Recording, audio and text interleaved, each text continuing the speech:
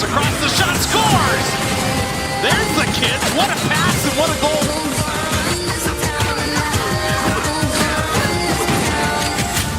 We gon' run this town.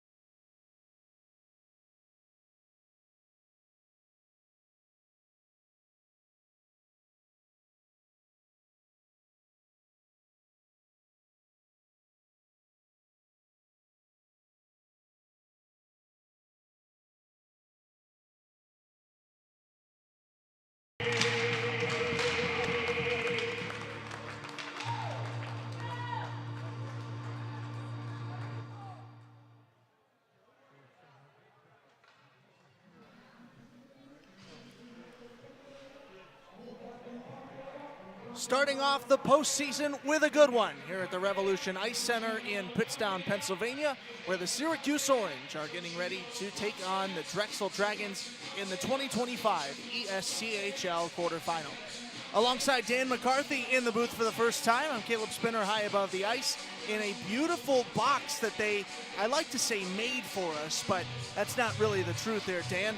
Syracuse, the lower seed in this tournament, so they will wear, or at least in this matchup, so they will wear their road uniforms, the orange jerseys on top of the blue pants, and the orange socks, stripes across the orange socks and jerseys, as well as white numbers and letters across the front. Meanwhile, Drexel, the higher seed, number 4, going against number 5, countering with their cream home uniforms, the cream jerseys and socks, blue pants, blue shoulders, blue helmets on top with blue letters and numbers. AJ Finta, your starting goaltender for Syracuse, is in the net to our left. Ryan Sambuco chases the puck down towards his netminder, Ryan Nocerino, as we begin the opening period of action here in the postseason. A quick shot turned in from Jake Brown, who is one of the starting defensemen for the Orange from the left point. Nocerino able to keep it out, but Brown already shooting early with his defensive line partner, Connor Chesner. Yeah, that's a great play by Brown. He's been getting pucks through all season, creating chances. Off the face-off win, Alvers puts one high of the left circle. Rebound corralled off the block of Nocerino, out to Sam Hutchinson. Hutchinson tried to move it in towards Alvers, who was cutting through the slot. Instead, defensive sticks in front from the Dragons push it out towards the neutral zone, where Chesner puts it back below the attacking blue line for the Orange. A breakout chance now as Jimmy Jacobs takes over for the Dragons. Works it left side, backhands one towards Finta, who is able to make the save 40 seconds into the opening period. Dan McCarthy in the booth here, the freshman for Syracuse. Did not play the season well. Technically skated in the warm-ups against Stony Brook on Long Island not too long ago. Yeah, I'm excited to join you up in the booth. Or Brendan Duffy's number 7 jersey. So I guess you've never really taken the ice in your 48, but looking forward to a great next season from you here. Yeah, I'm looking forward to getting back out there. Glad we could get you at least in the ears of the listeners here. If they can't see you during the season, at least they get to hear you as we bring it to an end. The final playoffs of this ESCHL division, as a lot of the 6 teams who make up this division are going to go into the ACCHL. Almost got lost in my acronym there. Yeah, it's going to be a hard-fought tournament. I think every team's desperate to win the last ESCHL championship. They know how much history is in this league, and they want to add to it. Puck in the neutral zone, a minute and a half gone in the opening period. Syracuse handling with Sean Cato.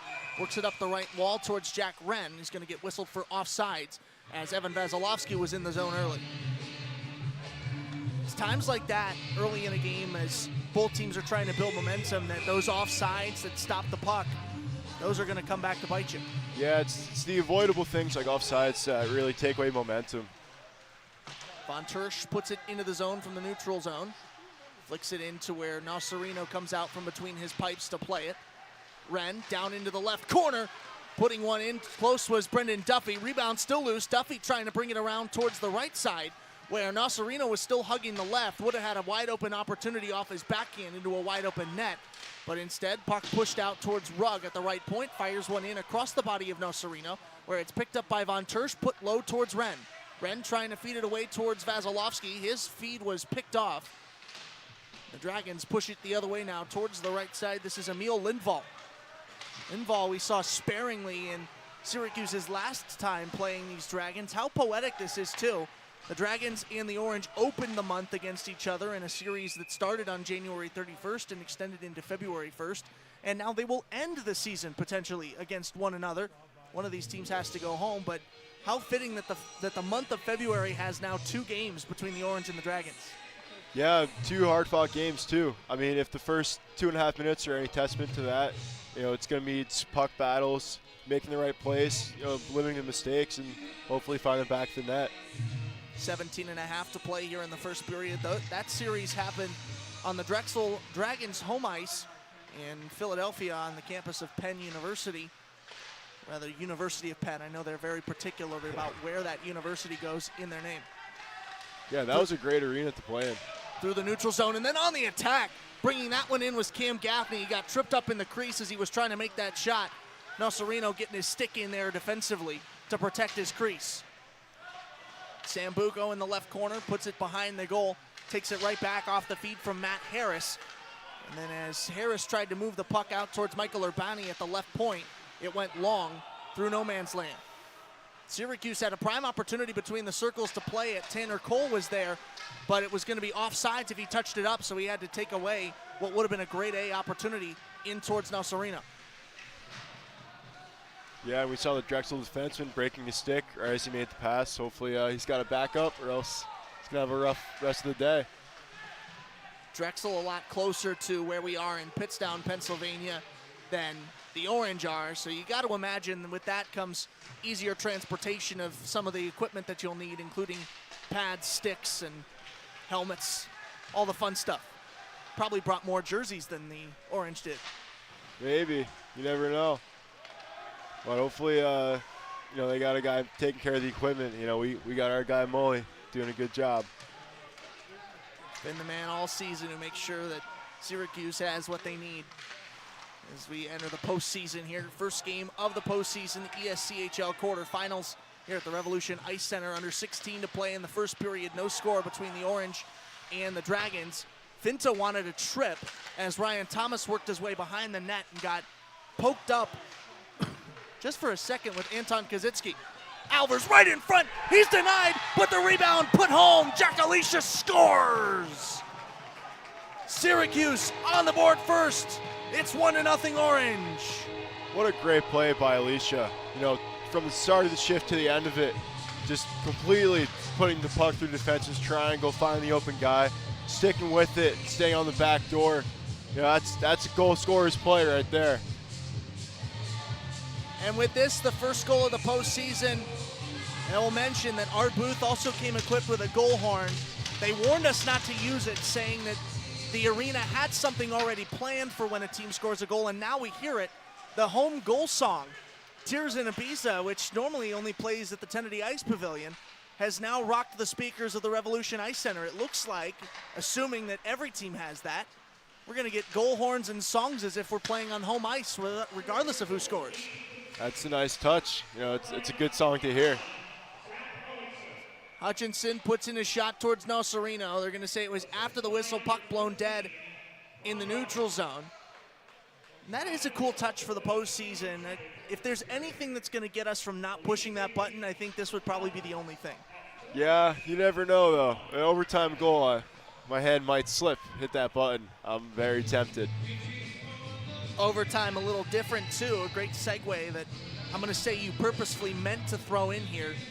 It's not going to be 3-on-3 for 5 minutes and then into a shootout as we played all season. It's going to be 5-on-5 for 20 minutes, and we'll keep going through periods as that goes along until one of these teams scores a goal. Now, we are still 15 minutes left in the first period. We don't have to worry about overtime yet, but wanted to outline that as well as one of the other rule changes we have for the postseason. We'll get to that one in just a moment. Syracuse out of their own zone, picked up by Sean Carver, who turns around and fires it towards the Drexel attacking end. Ryan Sambuco goes chasing into the left corner, but Von Tersch beats him there for the Orange, puts it onto the stick of Carter Rugg, who then flings it out of the zone, but just for a moment, as Jimmy Jacobs is now handling between the circles, poked out by Gargurovich.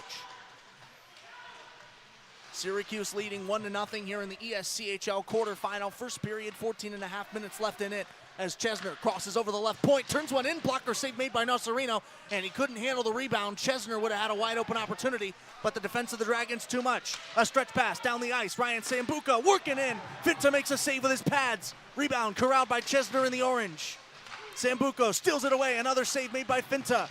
Can't clear the zone. The Orange defense scrambling as Sambuco gets it back again and puts it off an Orange body in front. And finally, out across the blue line comes Jack Wren. Down the full sheet, got hit into the glass by Brady Doyle. Freed up the puck where Drexel had it for just a second before the pocket was picked by Vasilevsky. Feeds it in towards the slot where Wren was ready to play it. But the Dragons' defense, they're getting bodies all over these Orange, not allowing them to settle down with the puck. Yeah, that was a great sequence by Finta earlier. 3 quick saves, not a lot of help in front.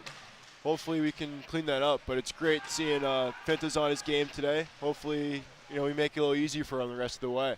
Puck sent the full 200. The Dragons can't break out of their own end. Too much power on their passes as they tried to work out. And an icing called at the other end. Anton Kazitsky was racing down there for it. He thought that he would have beat it to the corner before the two Orange defenders who were admittedly behind him would have gotten to it. He still got his hands up, as does Barrett Genovese, as the Dragons were wondering why that has to come down to their end. Thought they could have played it with numbers too, as there were two more Dragons flanking those Orange defenders who were back. It looked like a stoplight. You had Dragon, two Orange, and then two more Dragons in the back of it. Yeah, interesting sequence, but, I tend not to agree with refs, but I'll take that call any day. Gaffney plays it out of the slot right side, down towards the corner. Back out to Cade Cook. Cook puts it into the near corner, plays it out off the touch from Cole. A stick save made by Nocerino off the backhanded shot from Cook. Cook ahead of the left face-off circle. Back to Cato, who then finds down in the corner. Cole was playing it. Puck out in front. Cook poking at it. Nocerino gets his glove on and covers with 12:39 to go in the first period. Syracuse leading 1-0. Yeah, it's another great sequence by this young line here. Two freshmen and a sophomore between Gaffney, Tanner, and Cade. I like seeing them generate offense in the dirty areas. Like, those are the kind of goals that we'll need for playoffs. Drexel comes into this game the 4th seed, Syracuse the 5th. Opening up our ESCHL quarterfinal matchups. We've got another one coming later today at 7 o'clock between number 3 Pitt and number 6 Rhode Island. Talk to you about that matchup and the formatting of this bracket later on in our broadcast. 12 and a half minutes to play here in period number 1. Syracuse leading Drexel 1-0. Yeah, it's going to be a lot of great matchups. Anyone can beat anyone, so it's going to be crazy to see how this all unfolds. Out of his own zone comes Eric Eisler, takes it through towards center and flicked in towards Finta, who's able to make the save right there off the stick of Eisler. Trying to knot us up at one apiece. Alvers was working in towards the crease towards Nocerino. Had it poked off of his stick. Drexel in their own end. Clearing it out of the zone is Brady Doyle. He gets it onto the stick of another player in the neutral zone, though it was not on his team. Chesner takes over, moves it over to Jake Brown, his defensive teammate. Brown able to find the stick of Anthony Larkin. Larkin wraps it around the back end boards, where Nocerino will come out to play it behind his net. Rebound works back out towards the neutral zone. Handling it in front of the Syracuse bench is Jimmy Jacobs. Works it across the ice towards Ryan Sambuco. Sambuco flicks one towards Finta. Wide of the net, not much power behind it. Looked more like a pass than a shot. Out to the right point now, picked up by William Mikolas. Mikolas tried to feed it into the slot towards Jimmy Jacobs. He wasn't able to hold it there. Larkin takes over in the neutral zone, pushes it back to Brown, who wraps it in the back half wall. 10:55 to play, first period. Syracuse leading Drexel 1-0. Jack Wren behind the net, trying to center it out towards Vasilevsky. The lane was closed off quickly by Mikolas in the Dragons' defense. Vasilevsky takes it over, moves it right in front of the net towards Wren, who's not able to collect it enough to put in a shot towards Nocerino. 2 Orange defenders against 4 for the Dragons as they work their way up. Sambuco in front of the ice makes 2 Orange run into each other. Chesner and Duffy saying hello before Sambuco wraps it around the boards. Out of the zone, here comes Vasilevsky. He's got a teammate to his left and right. Duffy in towards the center and puts it in towards Nocerino, who knocks it into the netting to stop things with just over 10 minutes to play in period number 1. Yeah, I'm sure that'll be one Duffy wants back, but you can't control the finishing. It's all about the setup and making the right plays to give yourself those chances. I'm sure that line will have more chances coming up based on the way that shift went. Cam Gaffney waved out of the face-off circle, coming in the left draw dot in Drexel ice. Dragons clear it out of the zone. Right there to put it back in is Ryan Thomas. Thomas, one of the underclassmen stars this season, playing his first postseason game. He has been a bright point for Syracuse all year long, as has Cam Gaffney, who started the season with 17 points through his first 10 games. Bright future for these Orange Stars as Thomas handles it in the right slot, tried to center it in towards Tanner Cole. He was off target on that connection, picked up by Evan Mudrick and the Dragons. Drexel moves it out to the right point. They were looking to clear, but Thomas is there for the Orange. Here comes Anton Kazitsky through the neutral zone, over towards Genovese, back to Mudrick. Mudrick couldn't beat Finta on the slide. 9.5 minutes to play, first period. Syracuse leading Drexel 1-0. Carter Rugg, blue line to blue line, couldn't find Hutchinson, went too long of him, picked up by Adam Lazine. Lazine skies it through center, all the way down to Syracuse ice, where we will get an icing, a little bit more legit of a call this time, not early. Drexel not protesting that one as the faceoff comes back to their own end. No, I guess they learned the rules from last icing to now. Got to pull up hockeyrules.com or something to see that. 9:06 to play, first period. The Orange ahead of the Dragons 1-0 here in the 2025 ESCHL quarterfinals. Game 1 of 2 today. Second one coming at 7 o'clock between URI and Pitt. In their own zone, here comes Alicia. Alicia over to his right, Alvers back to Alicia, couldn't connect on a beautiful feed. Textbook 1-2 passing, but they couldn't put it home past Nocerino. Oh, it's not quite. It's a great setup. I feel like this line will have a lot more of those chances. I'm really liking what I'm seeing from these guys. It's three exciting players. The Dragons look like they're scrambling right now. They've allowed several great opportunities for the Orange. They're reacting late to them.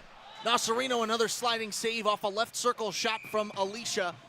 And as the Dragons clear the zone, they put it up into their own benching, out of play with 8:18 to go in the first period. But McCarthy, as you were saying, the Drexel Dragons seem to be not quick to respond whenever the Orange come on the attack here. They're late getting to it. No, yeah, their gaps are pretty wide, so I think we're going to get a lot of chances. You know, they got to be harder on pucks if they want to stop this top line. Puck loose in the Dragons' end. Syracuse trying to play it out and get control. Here between the circles, a sliding save made by Nocerino with his stick. Puck still loose, and we're going to get a whistle here to stop play. Team's tying up behind the net. No physicality here, just Larkin getting in some words after the whistle with Adam Lazine and Sean Carver. Scotia over 8 minutes to play here in period number 1. The Orange ahead of the Dragons 1-0. Yeah, a little bit of extracurriculars at the end of that play, but you know, it's like to see it, playoff hockey. Jake Brown off the face-off win for Syracuse, moves it ahead towards Eli Pendergrass. Pendergrass puts it around the back end boards where Nocerino will come out to play it. Was looking to get it to the right corner where Gargurovich was sitting in wait. Drexel clears the zone down towards Syracuse ice. Chesner plays it up to Gargurovich. Gargurovich across the center red line, now gains the offensive blue. Works it in towards the corner, sliding in. A centering feed towards Anthony Larkin, who was cutting down Main Street. Couldn't find him. Jacobs in his own end, trying to push it out across the blue line for the Dragons. He does not. Chesner able to keep it alive and sends one right into the glove of Nocerino. Good read by Chesner. You know, hopefully he can keep finding chances. But, you know, if we get traffic in front, you know, it's a different play. It's got to be annoying for a netminder when you get the bodies in front. Those stick taps to knock it in can happen. Oh, it must be terrible. You know, you can't see, don't know where it's going to tip off of. It's the open lane shots from outside. I'm sure they don't mind. Now, for the other 5 on the ice, as you usually play, it's perfectly fine. Oh, I have no problem with it. You know, it's my job to clear guys out in front. Sean Caddo across the blue line into Dragons ice, moves it over to his right. Duffy, who sends it across the ice. Redden unable to put home the feed. Several great chances for the Orange as of late as they lead the Dragons 1-0 here with under 7 minutes to play in the first period of the 2025 ESCHL quarterfinals. Wren brings it through the left circle, turning one. Shoulder save made by Nocerino, out of play. And we will get a face-off coming. It appears to be in Dragons ice. On the left face-off circle, both teams making changes. The quality of chances that we're getting so far is making me very excited. I think we're going to have some more quality chances and probably find the back of the net soon if things stay the same. The Orange attack has been on fire. Rugg turns one in. Friendly fire goes off of Cade Cook. The rebound picked up quickly by Anton Kazitsky, who fires one towards Finta, off target of the net.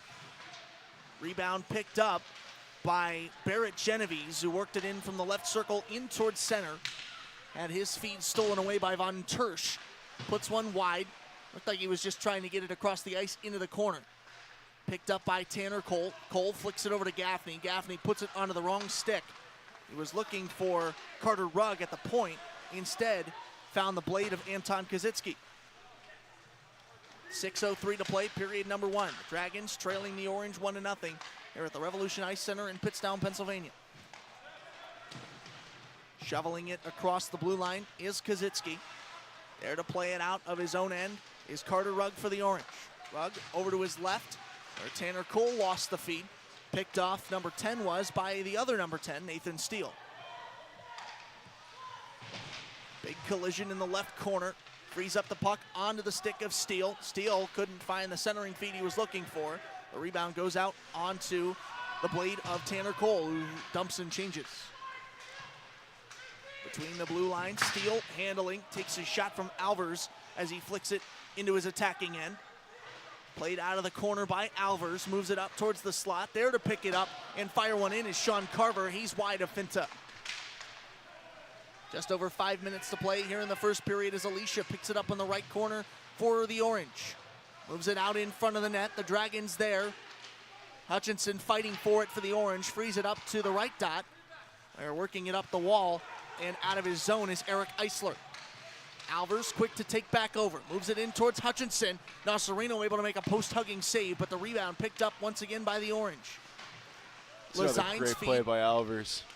Alvers moving it in towards Hutchinson as Lazine tried to clear the zone but couldn't, and now a stretch pass the other way. Matt Harris working in towards Finta, he scores! Matt Harris, a guy you don't like to see the puck on his stick of if you're an opposing goaltender. He buries one to tie us up at ones. That's a tough blow for the Orange. You know, another great shift by our top line, creating a bunch of chances, and then defensemen lose track of their guy, and it takes one pass to hang a guy loose. You know, the attention to detail this weekend is going to be imperative if we want to come home with some hardware. Brings up a debate of if you're so quick to pursue and you get all your guys down below the slot, who's there to protect when a team gets a stretch pass out of it. Delayed penalty coming against Syracuse. Working in again is Harris. He scores!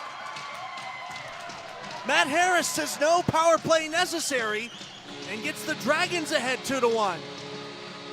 It's a good shift for Harris. I guess we know why he wears the C on his jersey. That's not much to say about that. You know, just don't lose your head, refocus, and tie this game up. It takes one play to get this game back.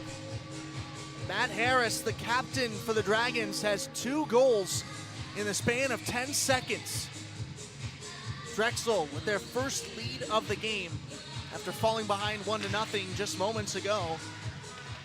And now they find themselves out ahead by 1 here in the opening game of the 2025 ESCHL quarterfinals.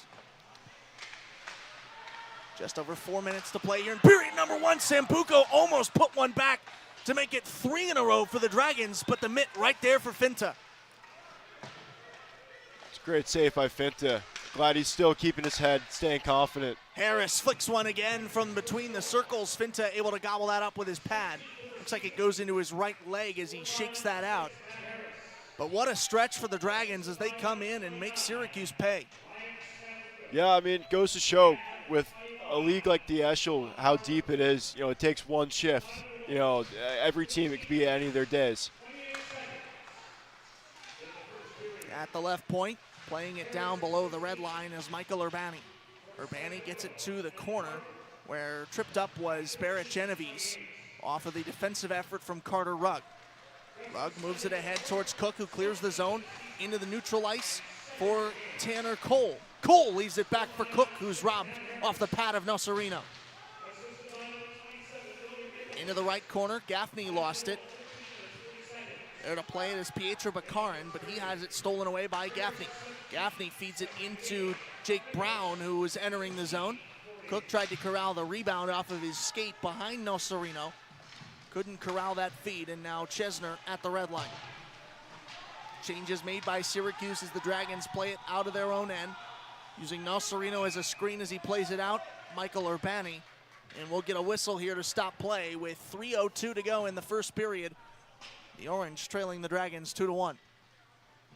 Seems like Gaffney disagreed with that offsides call, and it sends all the way back to our zone. I'm not sure where the ref thought the puck popped out, but hopefully just win the draw and get out of the zone, get back to work on the O-zone. Not many places for us to look other than the ice, but even I lost that puck. Not sure where that one went.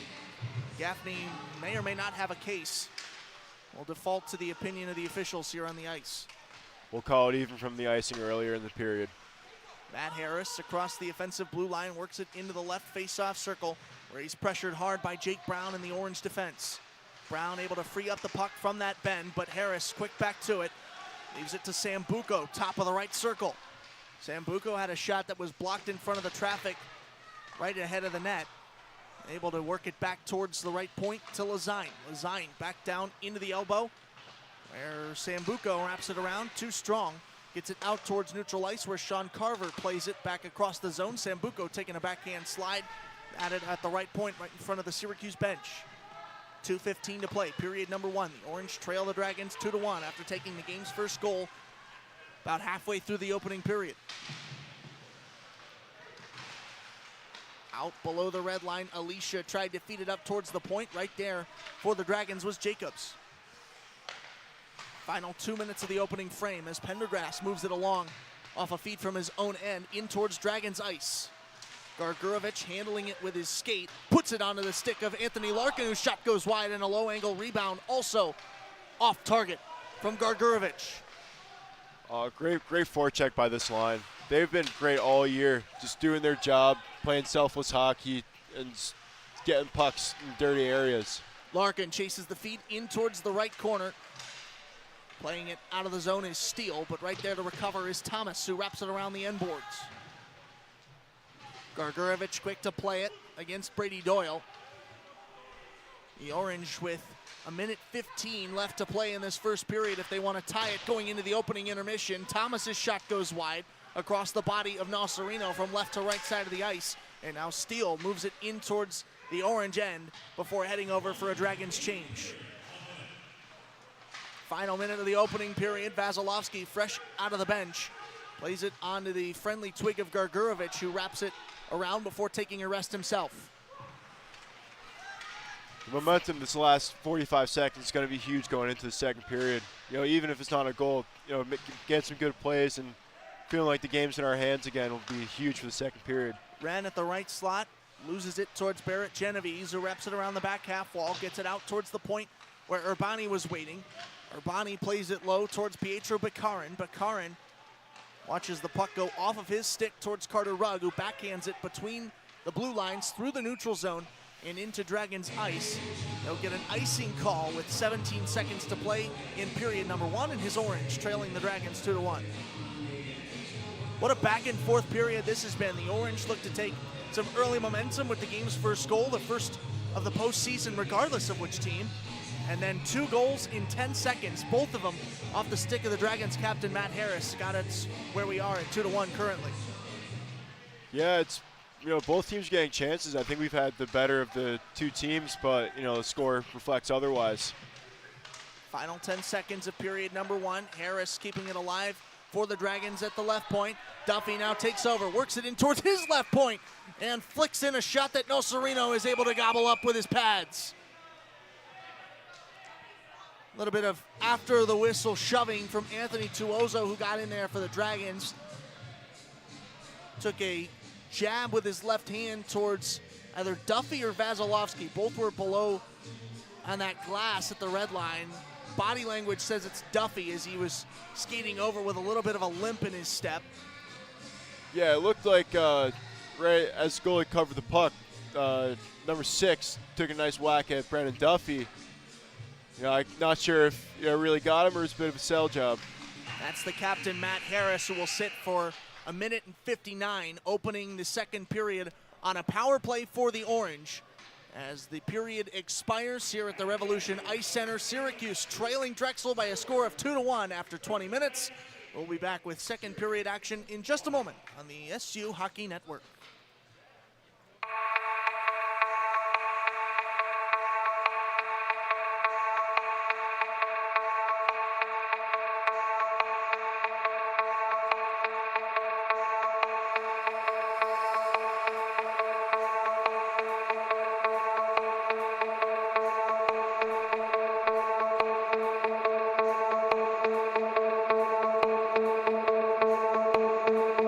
Hamdi.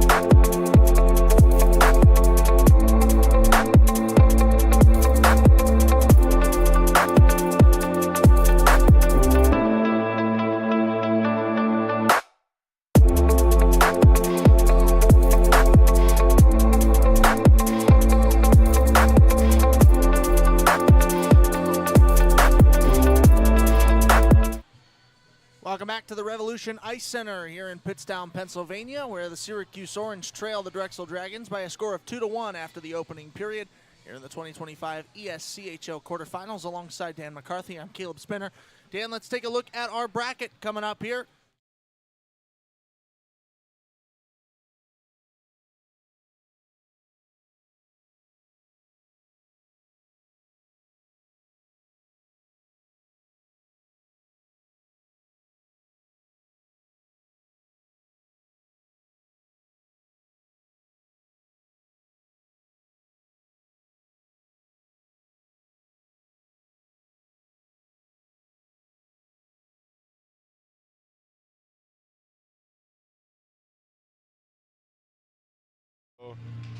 We're not sure who we'll see in the next round if we get there, but if the regular season has shown anything, this is anyone's trophy this weekend.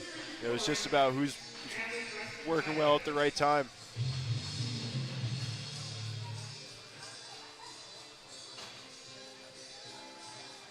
Syracuse getting ready to take the ice once again for the second period. Trailing 2-1 actually, after holding a 1-0 lead over these Dragons. Getting the first goal of the postseason off the stick of Jack Alicia, and then back-to-back goals within 10 seconds of each other from the Dragons captain Matt Harris have the score where it is now. Both goaltenders will flip sides. Finta now defending the net to our right, and vice versa, Nasarino in towards the left. Both goaltenders have faced their fair share of shots. Finta is 7 of 9. The scoreboard is very hard to read, whereas Nasarino is 15 of 16. Yeah, great period from both goaltenders. The quality of our chances, I think, will lead to us getting more than one tonight. It's just about tightening up on the back end, just getting desperate for pucks. Second period ready to go. Eric Eisler in the face-off circle for the Dragons. Jack Alicia, the goal scorer for Syracuse, is in for the Orange. Buzzer sounds. Syracuse, remember, will start on the power play. Matt Harris sitting a minute 59. Just all but 1 second left on his power play, on his penalty, which got the Orange a 5-on-4 chance. They only had a second to do with it in the first period. Now they will open with an extra attacker. Nasarino able to block that shot away off the stick of Brock Alvers early in this power play opportunity. Chesner over to his left side, Hutchinson. Hutchinson downloaded Duffy, who tried to center it to Alvers, couldn't get through the traffic. 30 seconds gone in this Orange power play as Hutchinson takes over. Nasarino deflects it off his leg pads and out of the zone. Chesner on his backhand, pressured tightly by Anthony Tuozo. Able to get it, Chesner is to Brock Alvers. Alvers circling in the left face-off dot. Moves it over to his right side, Chesner at the point with a minute 12 to go on the Syracuse power play. Feeds it over to his left side, Alvers. Alvers down into the near bend. Back out to Alvers, top of the left circle. Alvers back to Alicia, then fires it out towards Chesner at the point. Chesner's shot deflected by Nasarino, and the rebound goes towards the Dragons, who push it out of the zone. Final minute of this Orange power play as Alicia moves it over towards Hutchinson, who lost the feed right in front of the net, and it's cleared again. Dragons looking for a shorthanded opportunity with just Connor Chesner back for him. Anthony Tuozo looking to put one in towards Finta. He runs into Finta. A delayed penalty coming. The Orange back down at the other end as play was coming down to this side. Finta loses his mask. Getting in to defend his netminder is Brock Alvers. Two Dragons down there still tied up, or rather just one. All three officials in trying to separate Alvers from Tuozo. Alvers took offense to Tuozo running into his goalie. Yeah, no matter what, you have to take care of your goaltender, especially a guy like AJ Finta, who's just been great for us all year. Obviously, Finta didn't seem to agree with the play either. He took his disliking to the Drexel player. Hopefully we'll wind up at least still up. Not sure what the refs will decide out of this. Looks like Alvers is going to the box. It's chances like that, though. This could be 5-on-3 Syracuse for 37 seconds, if not for that retaliation from Alvers, who sends him to the box as well. Yeah, obviously, you want to take care of your goalie. Alvers probably could have avoided getting into the box, but staying even out of that altercation, not the worst outcome. So Syracuse will go with the extra skater for the next 37 seconds as they kill off Matt Harris's penalty. And then probably we'll just go 5-on-5 instead of playing 4-on-4 with both players in the box for each team here. One of the rules that we teased in the first period that's new to this postseason tournament, but will maybe come in later in this period, is the video assisted replay that each coach has.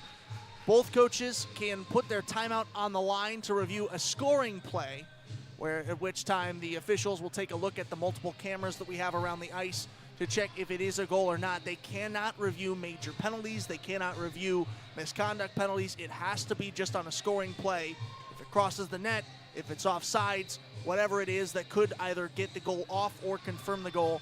If they are wrong, they lose their timeout though, and that resets in the overtime period as we continue to go through those.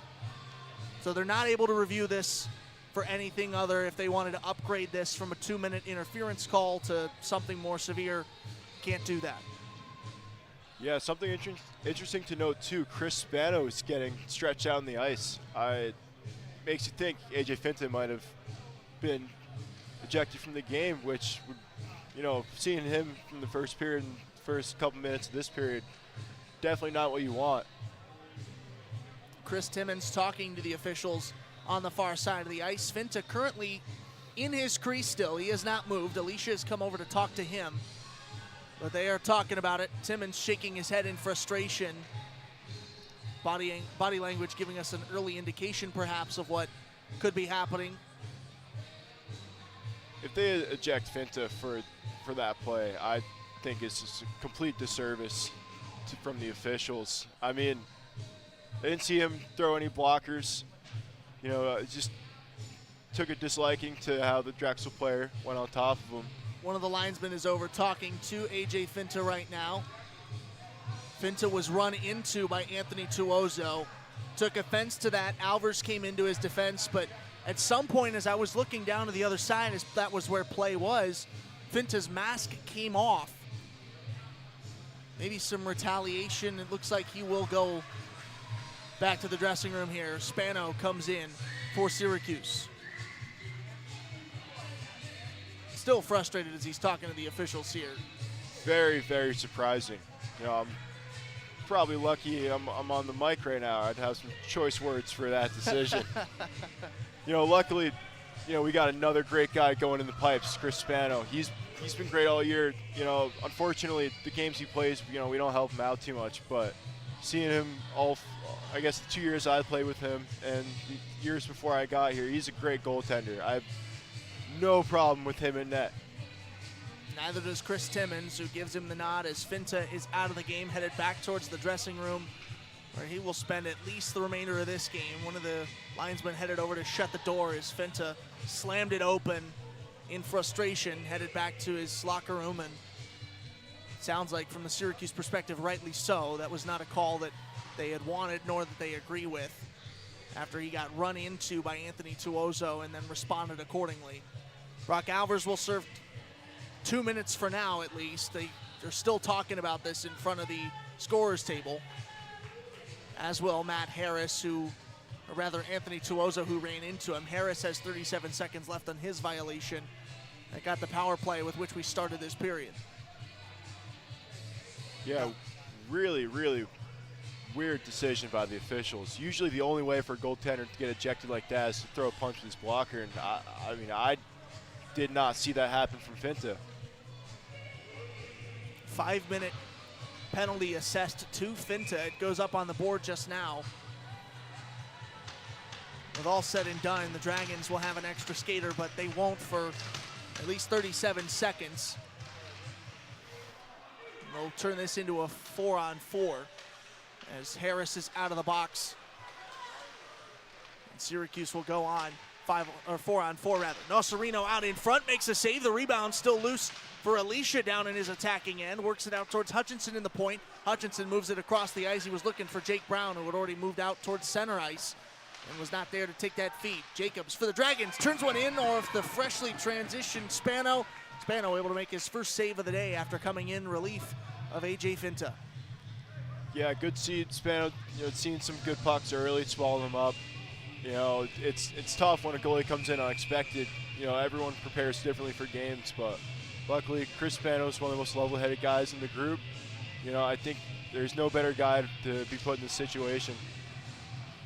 Face-off in their own zone at the left circle, won by the Orange and then cleared out. Chris Spano playing his 14th game of the season today.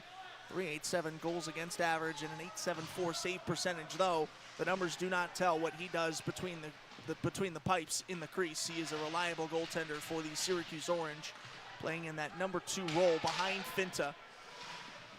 We've seen John Angelino sparingly, but he, the junior, will get another season along with Finta. Harris out of the box, his power play killed off. Harris will handle it behind Nocerino. 3:55 to play on the penalty towards A.J. Finta, who was taken out of the game after he was run into by Anthony Tuozo. And he will sit out with the game misconduct. Long shot turned in from Thomas. He was just trying to put it down towards Dragons ice. Nocerino out to play it. Backhands it gingerly onto the stick of Pietro Bakarin. Was not at all fazed by the Orange in front of the crease, who were threatening to put it into an empty net. Still played it as if all that were in the zone were Dragons. Surprisingly relaxed from Ryan Nocerino in that situation with under 17 minutes to play here in the second period, and his Dragons leading the Orange 2-1 in the opening game of the ESCHL quarterfinals. Between the blue lines, Anthony Tuozo, or rather Ryan Sambuco, moves it up the near side of the ice. Played out of the corner by Jimmy Jacobs. Jacobs turns around, feeds it to Matt Harris. Harris moves it back out to the right slot. Jacobs down low to Harris, back out to Jacobs. Back down to Harris yet again. Hot potato between Harris and Jacobs, right in front of centering feed, gobbled up by Spano. Yeah, another great save by Spano. Luckily, yesterday in practice, there was a huge focus in special teams. I was expecting the refs to be a little more conservative with the calls, but I'm glad we prepared for this kind of situation. Syracuse coming into this game, 71.5% on the penalty kill. Drexel Dragons leading the ESCHL, 36.4% with the extra skater. Barrett Genovese, puck on his stick, moves it left to right side. Gets it onto the twig of Adam Lazine, who handles in the right slot before dumping it off towards Nathan Steele. 2:25 left to go, and the penalty to A.J. Finta that took him out of this game. Spano in relief, trying to keep his net empty with the extra attacker on for the Dragons. 5-minute major penalty, 3 minutes of it gone. Syracuse looking really good on their first penalty kill of the day. Yeah, luckily, thanks to number 14, Jake Brown, we get a good amount of practice on the PK. So we're not a bad team on the kill. Spano, another save off a shot from the high slot off of Evan Mudrick. Was talking to Jake Brown before the game. I told him, is he going to get any more box time today? He looks at me. He spent all season saying, no, I'm not going to get a penalty. And he looks at me today, and in a moment of honesty says, yeah, probably going to get two. At least he's being honest. Already in this season with 105.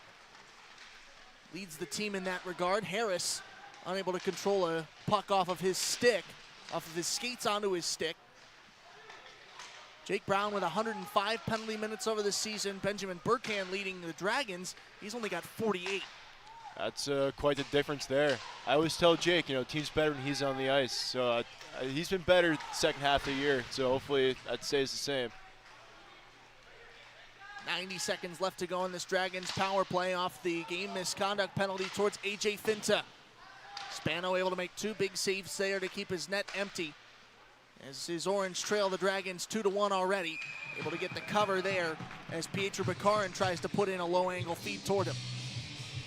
14:51 to go in the second period in the opening game of the ESCHL quarterfinals. Let's take a look at your bracket. Syracuse and Drexel opening the tournament with the first game today. They will be followed up by Pitt and Rhode Island later tonight. Winner of that one, the lowest remaining seed between either the Orange and the Dragons, and the Panthers and the Rams will go on to play Delaware. The highest seed going on to play the Stony Brook Seawolves, the number 2 seed. They weren't too strong through the regular season, but those conference points coming back to help them. and get that second spot in the bracket. Yeah, it's a weird season the way the bracket shook up. You know, some teams lower that I expect to be higher, especially Rhode Island. But, you know, great teams from top to bottom. Rhode Island was certainly one of the better teams in the ESCHL. I thought for certain they'd be on the top half of the bracket. But when they came out and said that they were sixth with just 7 conference points, it was a surprise. You look back, they won most of their games in overtime in the conference, getting just 1 point instead of the full 2 they won in regulation. That coming back to bite them here when the seeding was announced. Final 20 seconds to go on this Syracuse penalty kill. So they're trying to make up for the penalty that took A.J. Finta out of the running in this game. Spano in net now for the Orange. One final opportunity as Jacobs comes out of his ice. Up across through the right point with a full head of steam. Works it back around behind Spano, trying to get the wrap around the post hug there first, and Spano will hold on to officially kill off this penalty. Finta out of the game, but Syracuse still very much in it after killing off a crucial 5-on-4 5-minute penalty. Yeah, that's a huge kill for us. You know, that kind of adversity early in the game is the kind of thing where weaker-minded teams would fold, but luckily, you know, we played tough, stay positive. You know, the bench was still loud and positive the whole way, and I think that energy brought the guys to kill off that long penalty. Dragons still on their attacking side of the rink. Here with 13.5 minutes to play in the second period. The Dragons leading the Orange 2-1. Here's a breakout for Syracuse. Brock Alvers flicks it down towards Nasarino. Nasarino watches it go in front of him towards Sam Hutchinson. Hutchinson to Alicia. Alicia, the lone goal scorer of the game for the Orange. Spent much of this time in the regular season out with injury. Much of it to his shoulder. But he is back in it when his team needs him, starting off the postseason here in Pittstown, Pennsylvania. Drexel moves it down the full 200. Gets it right towards the stick, almost onto the twig of Anton Kazitsky, rather. And he moves it out towards William Nicholas. It's always great having Alicia in the lineup. He's such a difference maker. Every shift, you know, he's doing something exciting, making great plays. There's a reason he wears the A. And it's for his leadership in that regard. Connor Chesner also one of the alternate captains for the Orange. Alicia brings it across his offensive blue line toward the left point. Takes it into the elbow all by himself. 1-on-2 against some Dragon defenders. Evan Mudrick and Michael Urbani both in front of him. Mudrick, interestingly, getting the nod as one of the starting defensemen for the Dragons today. He typically plays forward, but the junior switching side to the ice, going from forecheck to back check to start off the postseason. An interesting lineup, a curveball, if you will. Yeah, interesting move. We'll see if it works out for them. Hopefully it doesn't. Playing in the same city as the Wilkes-Barre-Scranton Rail Riders, the AAA team here in Wilkes-Barre, Pennsylvania. Had to throw in a curveball reference.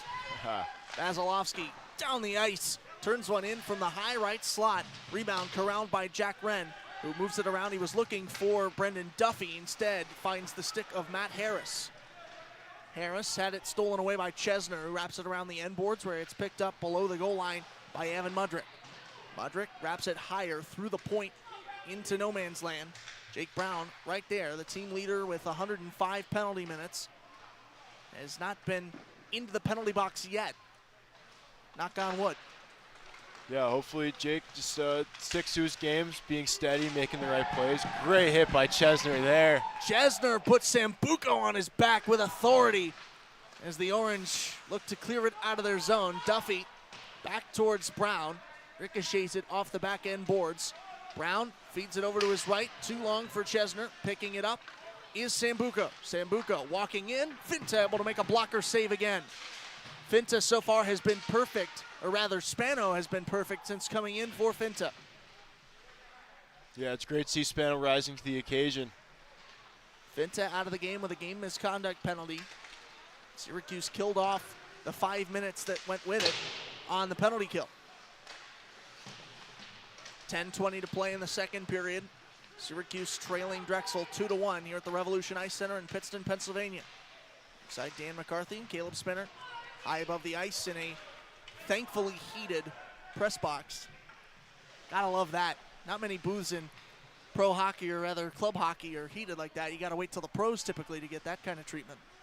Yeah, especially coming from Tenerife, where maybe the coldest rink I've ever played in, especially in the winter. That place can get real freezy. There's a reason the fans bring blankets when they come to watch the Orange play in that building. Yeah. Drexel in their defensive end, trying to free the puck off the stick of Cade Cook, who wraps around, puts it too far off of Nocerino. The rebound still loose. Fighting for it is Anthony Larkin. Larkin had it stolen away by Matt Harris, who moves it up the slot towards Eric Eisler. Eisler battling at the blue line, picked off by Cook. Cook turns one in, robbed out of the air by the mitt of Nocerino. Cook had a wide open look, but Nocerino steals it. That's a great save by Nocerino. You know, Cade Cook's a goal scorer. You know, he found back in that a bunch his freshman year. Has a couple this year. He seems to be a little bit snake bit the past couple weeks. Hopefully he can change the narrative, you know, get rolling. 9:23 to play in the second period. The Dragons lead the Orange 2-1 here in the opening game of the ESCHL quarterfinal. Barrett Genovese brings it into the Dragons' attacking end. A blocker save made off the quick shot from Kazitsky, who took the drop pass off from Genovese. Orange send it down the full length. Nicholas was there to take the icing away as he touched it up for the Dragons.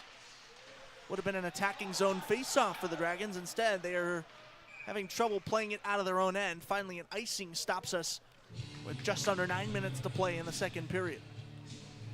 Yeah, when our forecheck gets rolling, it's hard to break the puck at. We have a lot of gritty guys going to the corners, finish their hits. Not fun for a defenseman. Especially guys like Tony Larkin and Max Arturovich. They are real pests when I'm trying to break the puck out in practice. Sam Hutchinson moves it from below the goal line to out towards the right point. Rugg puts it low towards Nocerino, who's able to slide out of his crease and make the save. 4 Orange sweaters were right there on the loose puck. Nocerino getting lucky that he was able to jump on that feed. Yeah, good shot by Rugg getting the puck through. That's been a great play by our defenseman for the past couple weeks of just not getting shots blocked, getting them low, getting them on net, looking for tips or rebounds. Right circle faceoff won by the Dragons in their own end. Moved out towards the point. Von Tersch took it off the twig of Jimmy Jacobs. Syracuse attacking as they trail the Dragons. A score of 2-1 after back-to-back goals from Matt Harris in the first period within 10 seconds of each other. Jack Alicia handles the puck between the blue lines, had it stolen away by Harris. Harris working in right circle towards Spano, tried to go 5-hole. Spano closes his legs just in time. Another great save by Spano. You know, he got his pad down just in time. That's a sneaky goal there. That would have been Harris's third for the hat trick, not even halfway through. Taking a look around the rink over to our left side, the Rhode Island Rams are in the building. Less than 2 hours until they take on the Pitt Panthers in the second and final game of the day in this ESCHL quarterfinal round. The highest remaining seed after that between Drexel, Syracuse, Pitt, or Rhode Island will go on tomorrow to play the Stony Brook Seawolves, the number 2 seed in the tournament.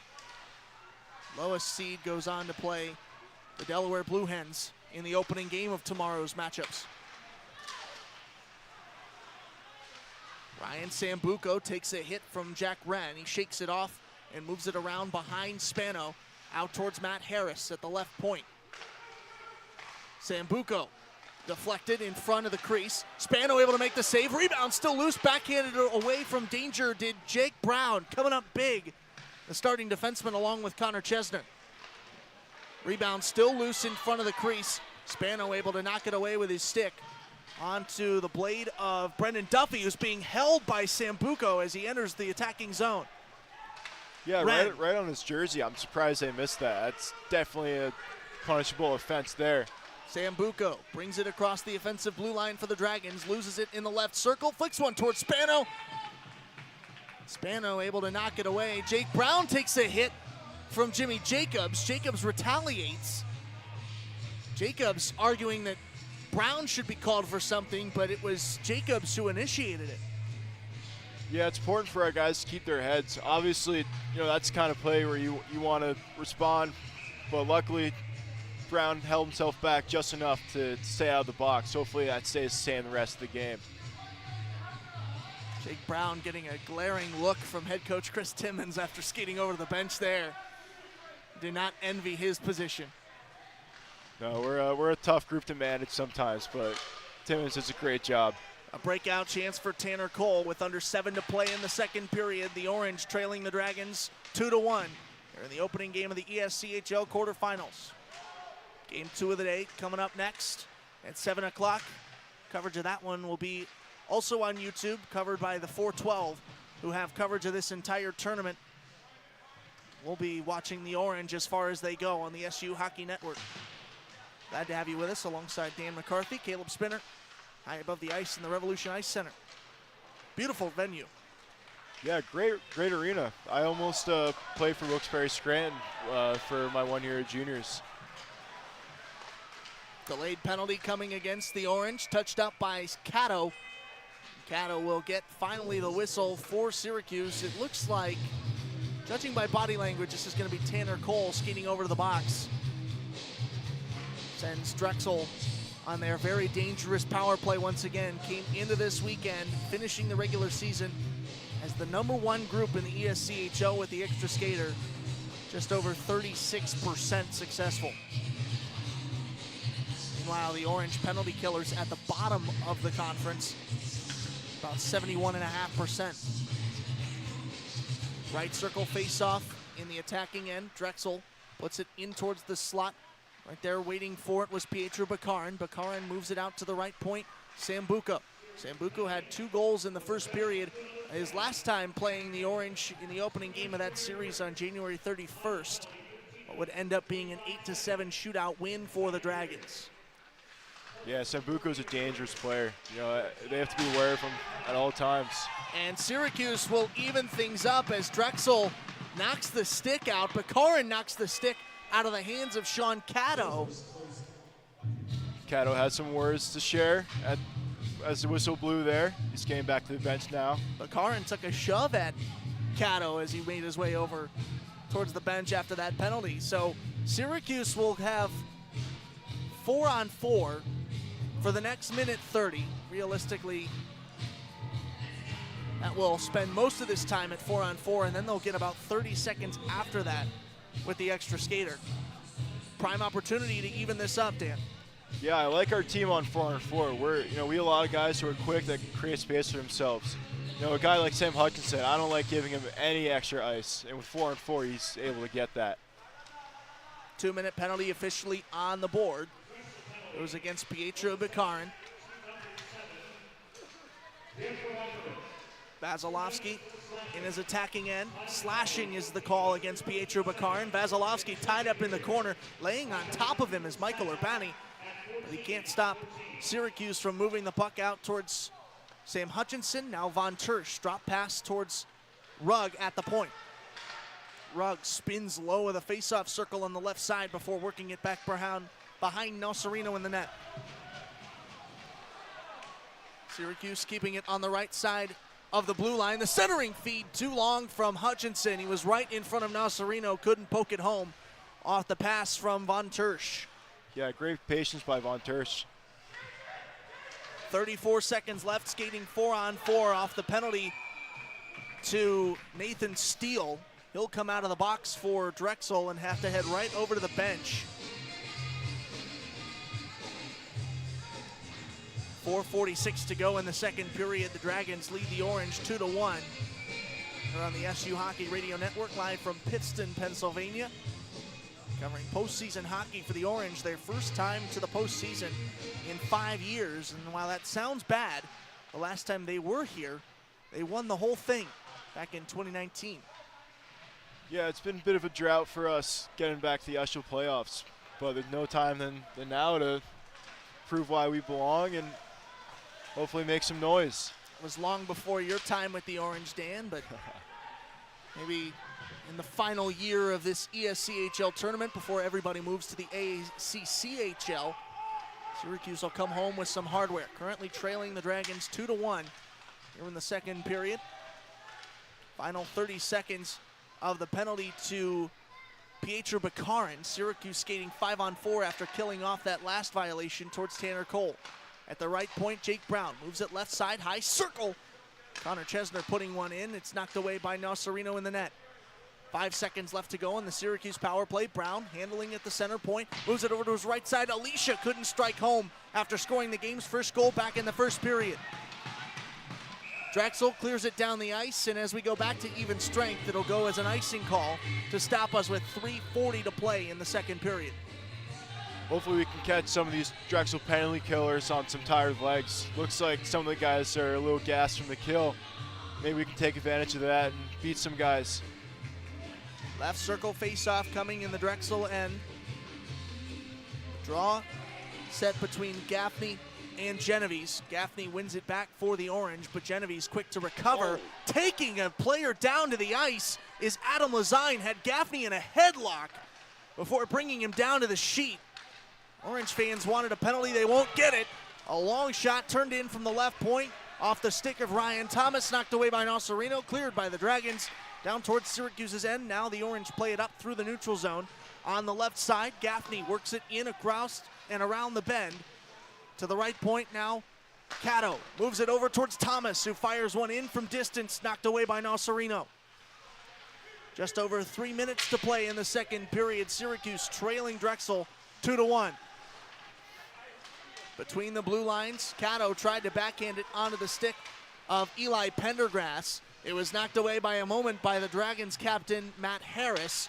And now Gaffney recovers for the Orange. Moves it towards the right side. Cato across the blue line. Dumps it back towards Cade Cook. Cook took a shot. It was knocked away. The rebound picked up by Harris. A stretch pass to Sambuco. Left circle. Crosses over. And Jacobs scores. Jimmy Jacobs gets the Dragons further ahead off a beautiful feed from Ryan Sambuco. It's now 3-1. Oh man, that's a real unfortunate play. It looks like Cato and Thomas were caught with tired legs. Thomas just lost the wide guy, couldn't get the legs to catch up with him. You know, he finds on the back door. Nothing much Spano can do there. This next goal here with 2:30 left in the second period is going to be really important. You know, difference of 3-2 versus 4-1. That might be deficit of the game. First goal given up by Spano since coming in for AJ Finta, who was taken out of the game with a game misconduct penalty for the Orange. He gave up the 2 towards Matt Harris late in the first period. A big check there from Alicia, or rather Alvers, draws a reaction from the Dragons bench. Does not look like they'll get a whistle on this. Alicia skating over towards the penalty box, but he'll just head over past his bench. Now we might get an interference call against the Dragons. It looks Give like it to Rugg. Yeah, Rugg finished this guy late, but that's a play they've been letting go. Obviously, center ice guy goes down.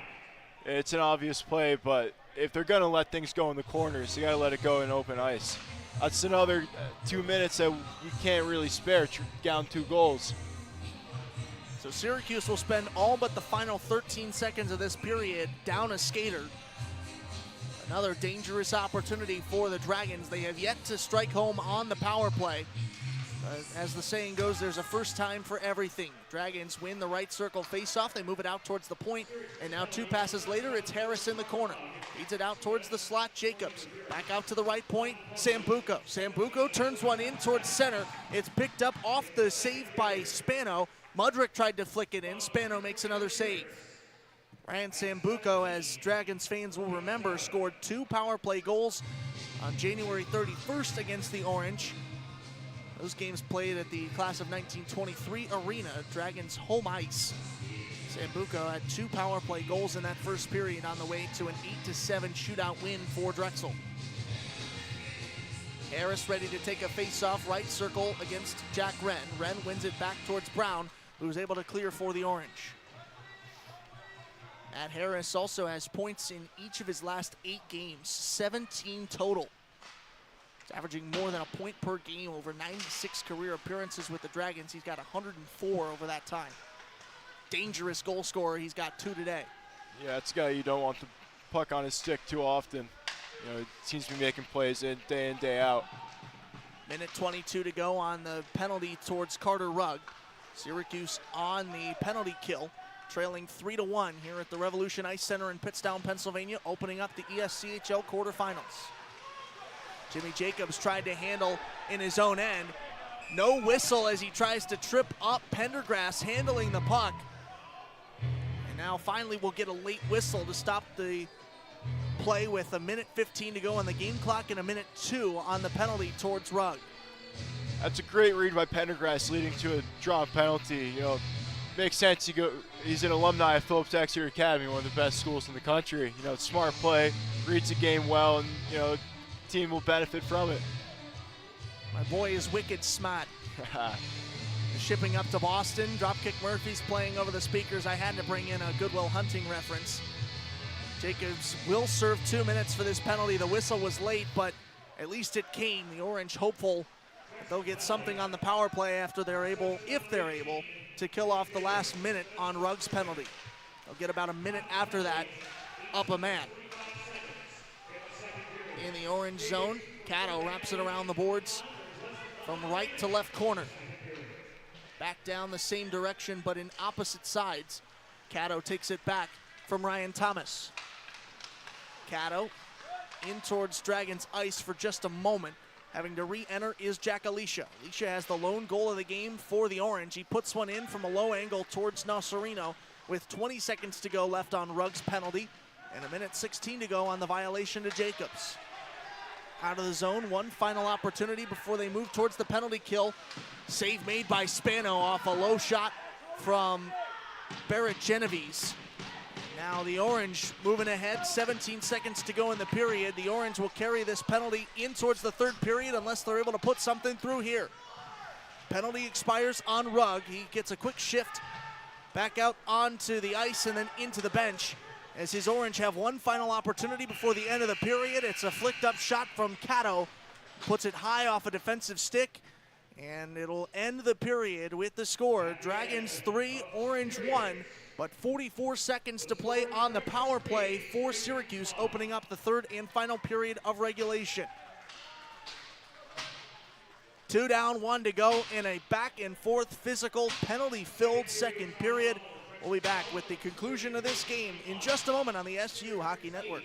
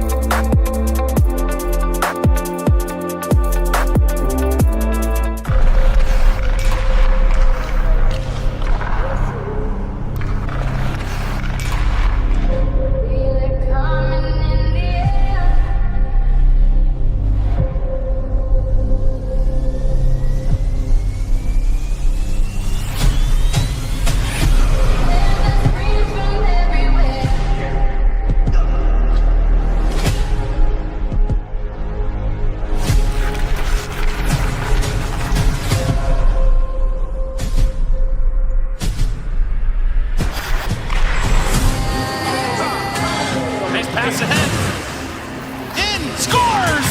And the Orange now up 2-1. Try again. Pass across the shot. Scores! There's the kids. What a pass and what a goal.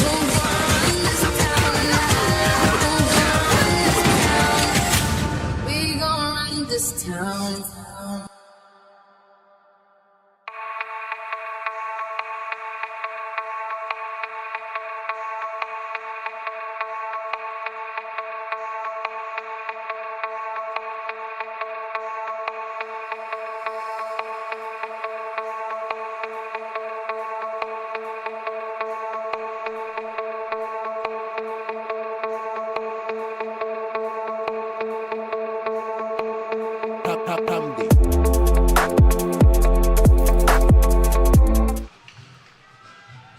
Final period of regulation set to begin here at the Revolution Ice Center in Pittston, Pennsylvania on the SU Hockey Radio Network.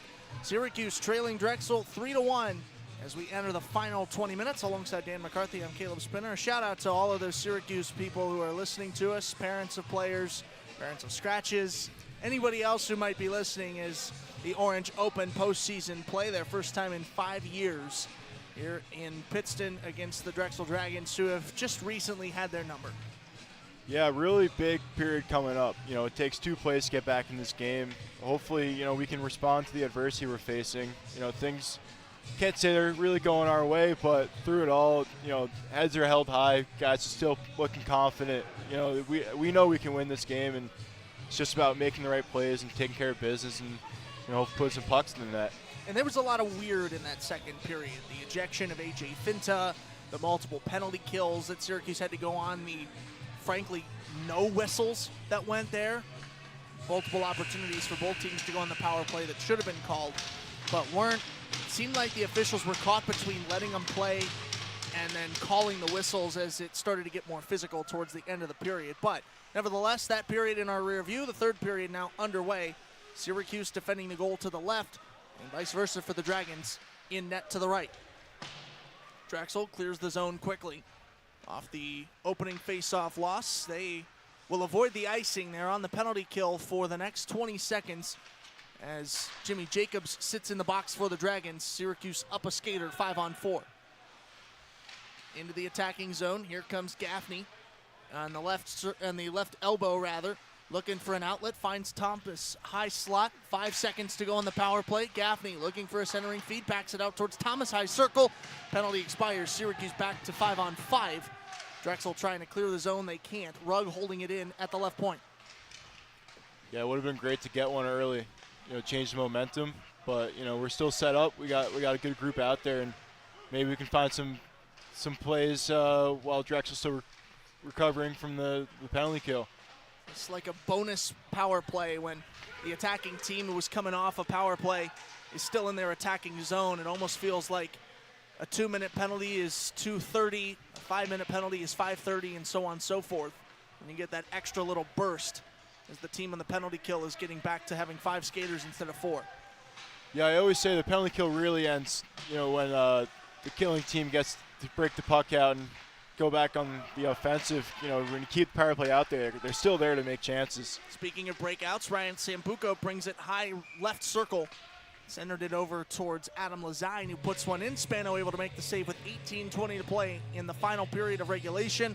Drexel looking to hold on to this lead that they have and go on to play tomorrow, where basically their future all determines off of who wins the second and final game today between Pittsburgh and Rhode Island. That'll determine whether the Dragons would play Delaware and Stony Brook, but the Orange still trying to come back in this one and keep their game and season going into the Saturday series of games. 18 minutes to play in the third period. Drexel ahead of Syracuse 3-1. Orange clear it down the zone. They'll get an icing. Syracuse fans not happy with that one as they thought Drexel touched it up between the blue lines. Yeah, another questionable icing call from a questionable group of officials here. Obviously, people seem to disagree. I guess the refs also didn't agree with the call, you know, lined up center ice. Face-off coming on top of the Wilkes-Barre Scranton Knights logo, one of the many teams who shares this rink, calls it home. Asked Connor Chesner, who played his juniors with the Worcester Junior Railers, a team that currently plays against the Wilkes-Barre Scranton Knights, if he'd ever been to this building. He was with the Railers when they were a part of the Eastern Hockey League. They were not yet opponents of the Knights. So this is his first time being in this building. He's on the ice now along with his defensive partner, Jake Brown, who gives a shove into the left corner with some power towards Ryan Sambuco, knocks him to the ice as the Orange break out. Here comes Brock Alvers across through the right point, leaves it over to Jack Alicia. Alicia's rebound almost put home by Sam Hutchinson right on the doorstep of the crease, and now a breakout for Ryan Sambuco. He's got Sean Cato in front of him. Cato able to knock it away, and then Spano clears it out of the crease and through neutral ice. Yeah, Hutch just couldn't find that one in front, but those are the kind of chances that are going to win hockey games. You know, cleaning up in front, getting those greasy goals. 16:45 to play in the third period. The Dragons lead the Orange 3-1. Winner goes on to play a game tomorrow against either Delaware or Stony Brook. The loser gets back on the bus and heads home. The Dragons in their own end, playing it up. The right wall is Emil Lindvall. Lindvall tied up in the corner now as Vasilevsky comes in for the Orange, works it out towards the left point. Pendergrass puts a little bit much on that feed over to his right to Cato. Cato able to collect, puts one in towards Nasarino. Nasarino able to make a save, and now Drexel clears the zone yet again. Another chance in front there. You know, great forecheck by this fourth line here. They've been getting a ton of chances all year. Gargurovich spins around and then feeds Larkin. Larkin moving it over towards a cutting Pendergrass, who can't put it past Nasarino. Several great looks for the Orange, but they can't put any of them home. They remain down 2. 15:49 after an icing call stops us. Face-off coming in the attacking zone for Syracuse. Man, they have had several great looks. Could have had this tied, if not be in front. But Nasarino and the Dragons' defense has been too much as of late. Yeah, Nasarino has been great all day. You know, it's hard to get a lot through him. 3 goals unanswered. 2 in the first period, 1 in the second. His first period ones within 10 seconds, both off the stick of Matt Harris. And then the second period goal coming off of Jimmy Jacobs. All of those at even strength. Drexel has had multiple opportunities on the power play. They have not put home any of them. If that's any kind of consolation prize to the Orange as they trail by 2, the penalty killing unit looks fantastic. Yeah, penalty kill has been great. You know, I think a little overworked today. Vasilevsky is rebound put home by Brendan Duffy. Syracuse back down 1. Great finish by Brendan Duffy, or as we call him, the lion in the locker room. You know, that's a play we need right there. Vasilevsky worked it in from the right circle, took it down low, fired one into Nasarino. He made the save standing up. And right there to put it between his legs was Brendan Duffy, the sophomore, coming up big. Scored 2 goals February 1st at Drexel, including one that set up Ryan Thomas for the game winner, which he would eventually do in the closing seconds of the period in regulation. Yeah, huge play by Duffy there. He's such a valuable player to this team. Almost a Tom Wilson kind of guy where, you know, he's skilled enough to make those goals, you know, get points, but he's also a force in the D zone. Just can bury guys when he catches them at the right moment. Tom Wilson of the Washington Capitals. He's either your least favorite player or your favorite player. Yeah, no, same with Duffy. He's the kind of guy where I'm really glad he's on my team instead of against it. He's not fun to play against.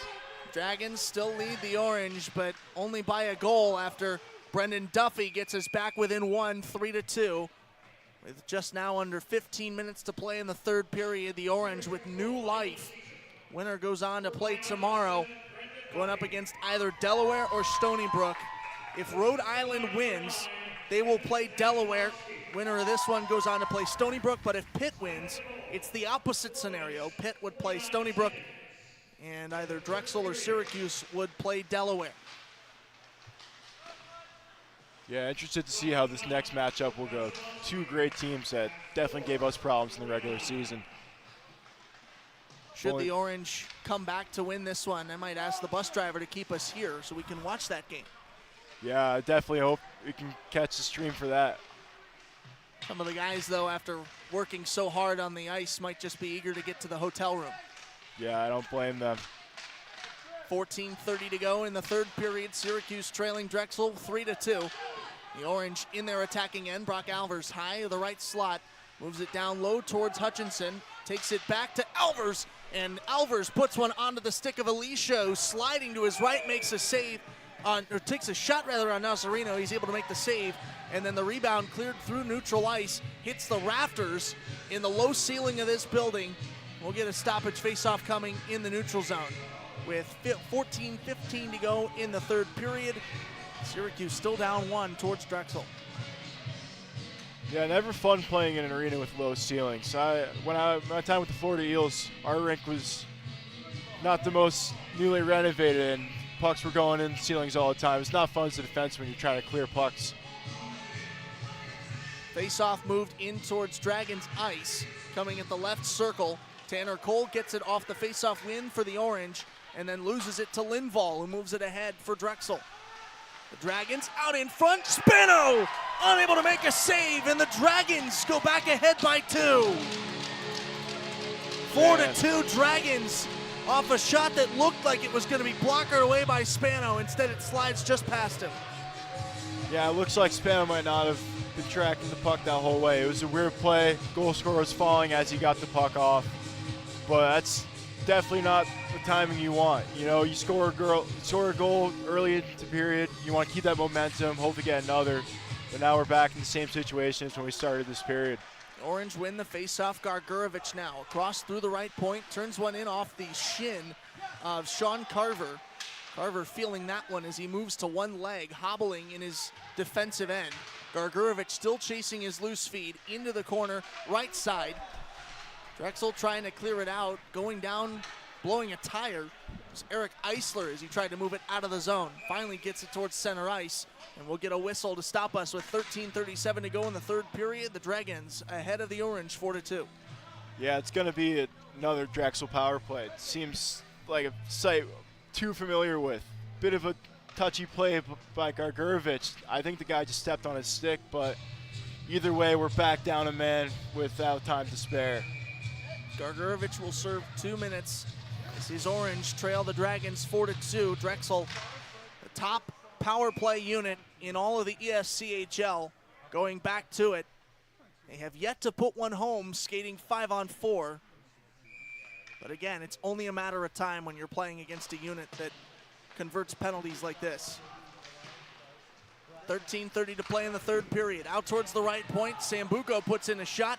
Knocked away, almost cleared out of the zone, but not quite. Brown using his backhand to get it as far as the point before Kazitsky corrals it for the Dragons. Pendergrass trying to flick it wide. He uses his backhand to get it, once again, just towards the blue line, not quite over it. The Dragons quick to react to it. Fanning on a shot, Sambuco picks up the rebound, moves it in towards Spano, who's able to shut off the low angle. Over left circle, Mudrick feeds it out towards the top of it all. Harris moves it over to his right. One-timer with some heat coming off the stick of Ryan Sambuco in the right face-off circle. Spano knocks it high into the netting with 12:55 to go in the third period. And 1:18 to go on the penalty towards Max Gargurovich. Yeah, another great save by Spano. Hopefully he can just keep doing what he's doing and, you know, getting us saves. Syracuse 4 for 4 on the penalty kill. Looking to go 5 for 5 here in the final minute 7. Skating down a man. Sambuco at the blue line. Turns one in, a hard shot off the body of Sam Hutchinson. Hutchinson now limping over to the bench. Looking for somebody who won't wake up tomorrow with black and blue on their body.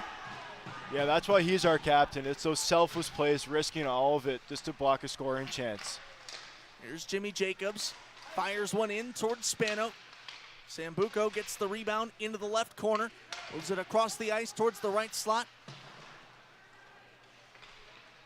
Sambuco back off it on a feed from Kazitsky. 28 seconds to go on the power play for the Dragons, and now they'll have to regroup in neutral ice after that puck skates across the blue line. Quick to re-enter, wrapping it around the end boards was Kazitsky. Caddo beat him to it. Caddo still out in front off the shot from Jacobs towards Spano. He's able to make the save. Final 10 seconds on the man advantage for the Dragons. Walking in, Kazitsky fires one wide. Rebound picked up by Sambuco, right point, penalty expires. Syracuse back to 5-on-5. Sambuco and the Dragons attack, still alive. Sambuco's shot blocked off bodies in front.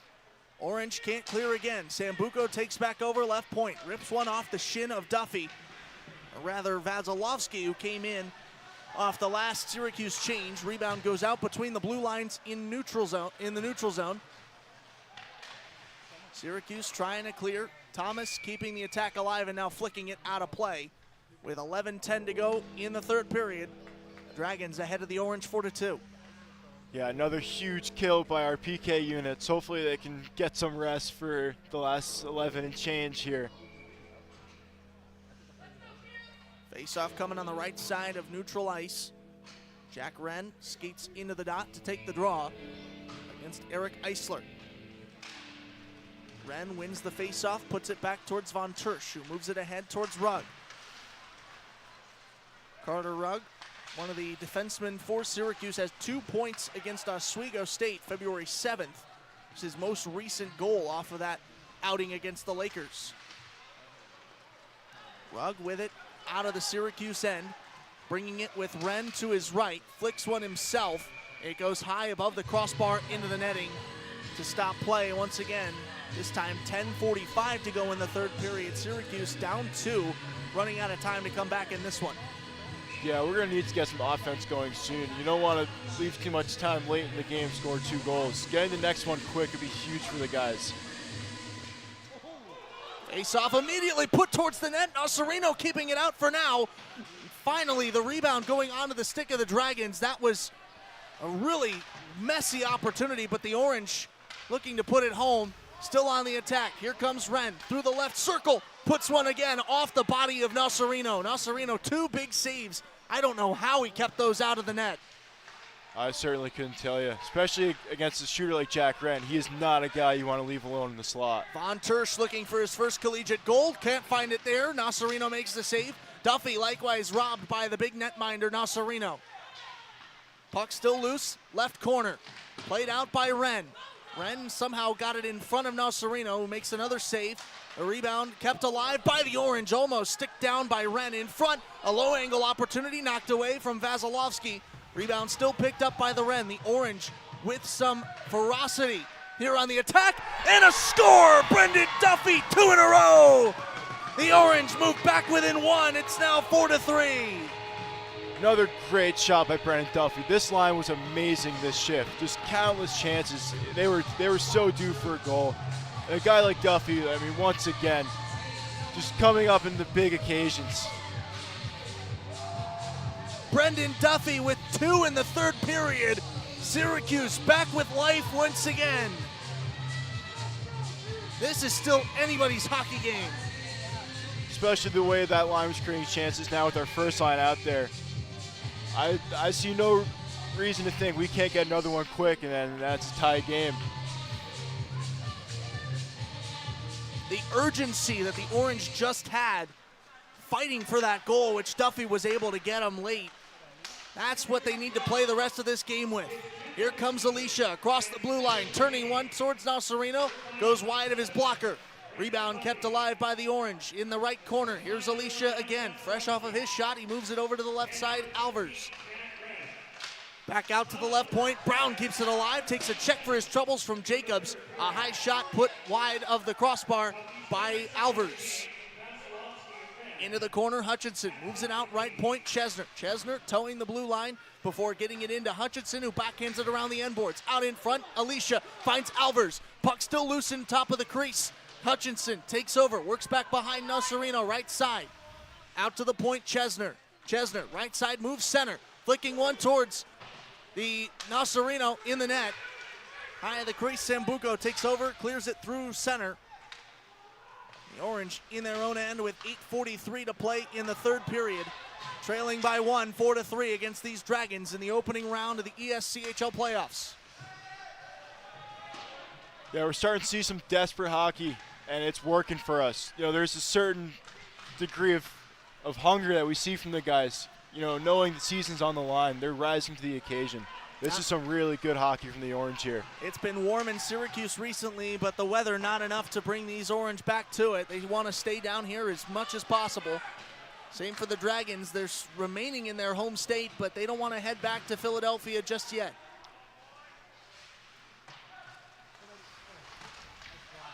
.8:02 to play here in the third period. Rugg keeps it alive at the left point for Syracuse, moves it into the right corner. Gargurovich plays it back behind the net towards Larkin. Larkin back behind the net still. Moved it out towards Gargurovich. It went long. Fanning on a shot was Pendergrass. Rebound kept up by Cato. Wrapped around the end boards by the Dragons. Rugg tried to move it back towards the point. Nobody was there, so he pushed it out of the zone. Re-entering is Cato. Cato down the right side, flicks one towards Nocerino with not much power. He was looking for a tip in from Larkin, didn't find it. Wren, back off the miss. Wren tried to move it over to Gargurovich. He was blocked by Dragons defenders. Puck still loose behind Nocerino. Trying to poke it home was Anthony Larkin. Nocerino just beats him with the post hug. 7:19 to go in the third period. The Orange trail the Dragons 4-3. Yeah, another great showing out of our forecheck here. Just any chance Drexel gets out of zone, it's, you know, not a quality skate. It's going right back to our defensemen who facilitate the neutral zone and just get it right back where we want it. Right circle face-off coming between Vasilevsky and Mikolas in the Dragons' defensive end. Drexel wins it. Vasilevsky quick to poke it free off the stick of Sean Carver. Vasilevsky too long on his feet for Von Tersch at the point. Rugg with a full head of steam goes back into his own end to play this. He's guarded tightly by Nathan Steele. Steele's defense is enough to cough it up. Rugg goes sliding at it and knocks it into his own bench. Chris Timmons ducking out of the way to avoid the flying rubber. That comes out with just 7 minutes to go in a one-goal game between the Dragons and the Orange. Drexel leading Syracuse 4-3. Yeah, it looks like Rugg was looking for a call there. He seemed to be a little tied up with the Drexel forechecker, but we remain 5-on-5. Face-off won by the Dragons. Shot put wide of Spano off the stick of Ryan Sambuco. Sambuco gets it back off a loose puck feed from Sean Carver in the neutral zone, and they're going to call the Dragons offside. Face-off coming with 6:50 to play in the third period. 4-3, the Dragons lead the Orange, but the Orange out shooting the Dragons 35-26. Center logo face-off, won by Harris. The Dragons captain moves it over towards Jimmy Jacobs. This starting line of forwards, Harris, Jacobs, and Sambuco, is dangerous. And how about this? That line responsible for all 4 of the goals for the Dragons today. Well, hopefully we can... Wren in front, poking at it. Rebound still loose. Duffy trying to swipe. Now Wren is going for it. Sambuco in Still there loose. defensively for the Dragons. Rebound still loose, and it's scored! Jack Wren evens us at 4s. Somehow able to find the puck through traffic and buries it. No doubt now the Dragons going to use their video replay, though, to take another look at this. Let's see. I don't know. The ref was there the whole way. You know, he saw that puck. So the rest of the guys. I know Drexel's going to look for that for interference, but, you know, we're on top of him. Puck was loose, and Wren just buried it. That's a big play out of him.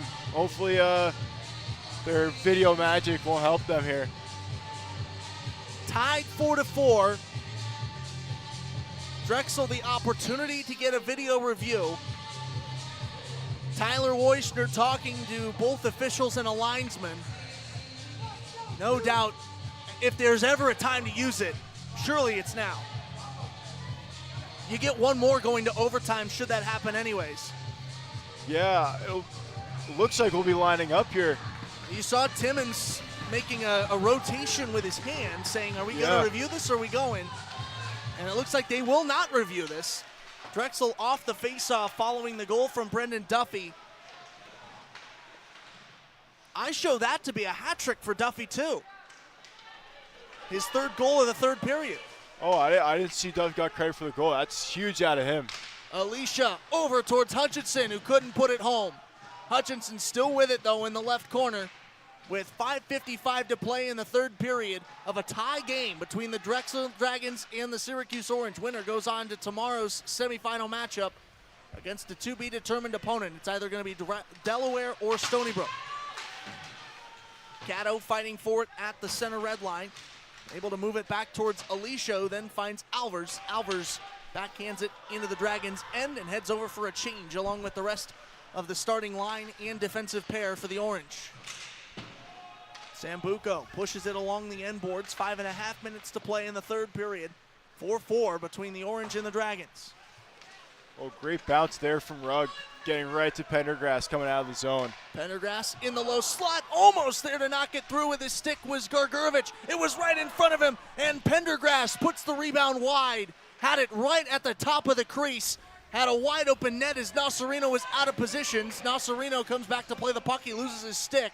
Handed it to him.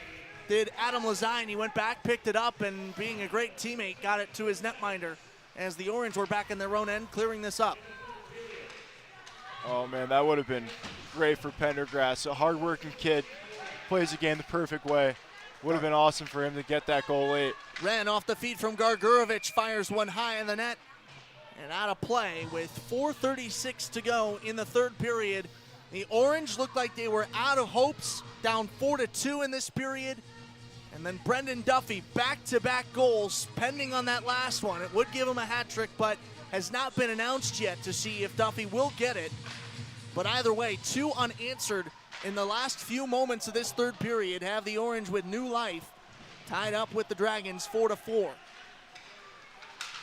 Yeah, just great response to adversity by the Orange. Obviously, things weren't going our way for a while, and we stuck with it, knew what works, and, it's looking good so far,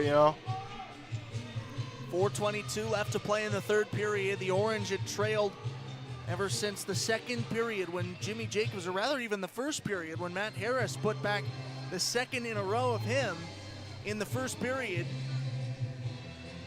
Got us to a 2-1 score then. The Dragons ahead of the Orange, and now Syracuse has fought all the way back to a tie game 4-all. 4:15 to go in the third period as Wren tries to move it up. He'll get high of the zone. Spano able to make a save, diving to his back to play that one out of the net. Right there to take over is Kazitsky. Kazitsky feeds it over towards Bakarin, who was looking for a centering feed, couldn't find it. And now the Orange clear the puck down the ice. No icing here. We'll get a whistle down in the Orange end to stop play with under 4 minutes to go in the regulation periods. And it looks like Bakarin will get hit with a penalty. Syracuse going on the power play for probably the last half of this period. That is not the play you want to make this late into a tied playoff game. Hopefully our power play can capitalize, find the back of the net, and not have to go into an extra frame. 4 minutes left in this game.